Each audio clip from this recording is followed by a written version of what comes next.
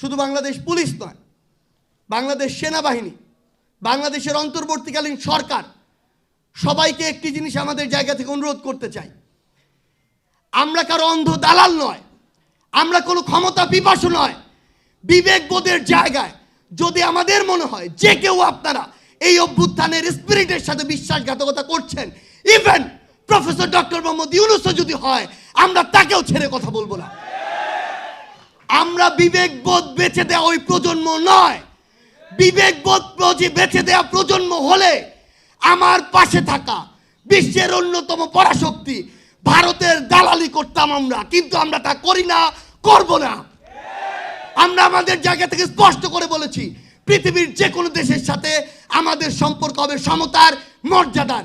কেউ বিন্দুমাত্র ডমিনেন্স করার চেষ্টা করলে তার সাথে চোখ রাঙিয়ে কথা হবে, বুলেটের সামনে বুক পেতে দেওয়া হবে।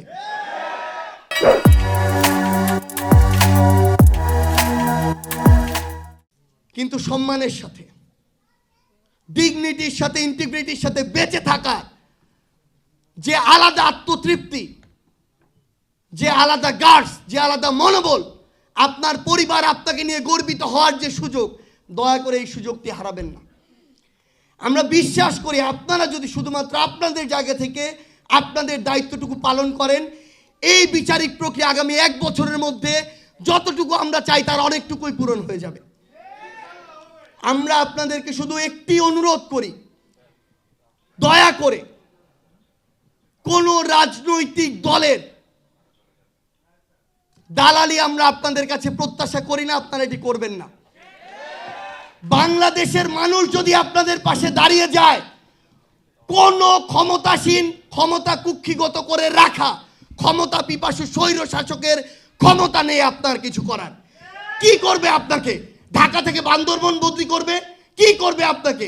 রাজশাহী থেকে খাগড়াছড়ি পাঠাবে? এর বেশি কি করতে পারবে?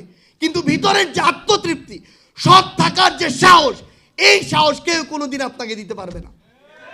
আমরা আপনাদের কাছে আমাদের জায়গা থেকে করজোরে অনুরোধ করি, দয়া করে আমাদের এই সন্তানহারা মায়েদের দিকে লক্ষ্য করে, সন্তানহারা বাবাদের দিকে লক্ষ্য করে, সদ্য পৃথিবীতে ভূমিষ্ঠ হওয়া যে সন্তানটি তার বাবার মুখ দেখেনি, তার কথা চিন্তা করে আপনাদের প্রতি যে আমাদের প্রত্যাশা এখনো আছে।